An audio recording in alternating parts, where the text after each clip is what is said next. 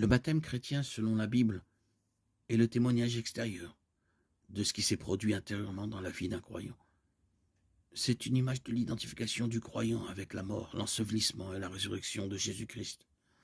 Romains 6, 3, 4 décrit cet acte comme l'ensevelissement de notre vieil homme, pécheur avec Christ, et la résurrection de notre moi, nouvellement créé pour marcher avec lui dans une vie nouvelle.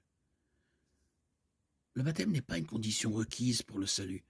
Il n'a pas non plus le pouvoir de sauver. Il est plutôt un symbole du salut qui a déjà eu lieu. Nous sommes baptisés afin de montrer aux autres ce fait. C'est pourquoi de nombreux baptêmes sont accompagnés d'un témoignage oral donné par la personne baptisée. C'est le témoignage qui est la partie la plus importante du rite, et non le rite lui-même. Bien que la Bible indique clairement que l'immersion est la forme appropriée du baptême, elle n'indique nulle part ce qu'il faut faire dans une situation où une personne doit être baptisée, mais ne peut pas être immergée dans l'eau. Certains proposent le baptême par aspersion ou par effusion.